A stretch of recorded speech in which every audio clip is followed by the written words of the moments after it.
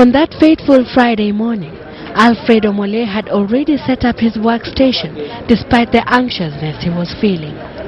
I was quite uneasy. Nikasema wacha nijikaze nifike tao. I browsed through the newspaper. Then I was to meet some guy in insurance after that. But when I reached here, this was my end. I couldn't go further. I went back home before even seeing him. His workstation was less than 200 meters from where the U.S Embassy building stood. Seated right here, Alfred Omole was at a vantage point to witness the disaster happen. The bomb exploded right across the road before his very eyes. It was 10:35 a.m. when everything came to a standstill. The bomb went off. And all of a sudden it was darkness. Huwezi ona kwenye unaenda.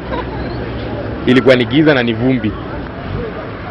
He was selling newspapers at the doorstep of an Indian businessman's hardware, but he had never set foot inside. He would find himself inside the toilet where he met another 10 to 15 people wallowing in confusion.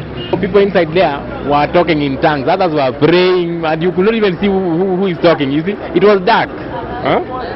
You couldn't see who is talking, but you can feel there's somebody standing beside you. He thinks he may have lost consciousness for a while. The sound of the blast was comparable to nothing else. Leave alone Kuzimia, others died because of that blast, the impact. They died because of that mushtuko. If you are weak, you go with it. Yeah, bilata kuguzwa, you go with it. If a blast can turn the vehicle the other opposite direction, it's not a simple thing. Reality struck him when he finally collected himself and came outside. Everything was strewn all over. Makaratasi, food stuff, nini. Even that, the Woolmart thing. There used to be National Bank there. Money was all over. There was nobody to steal. The roads were a total mess.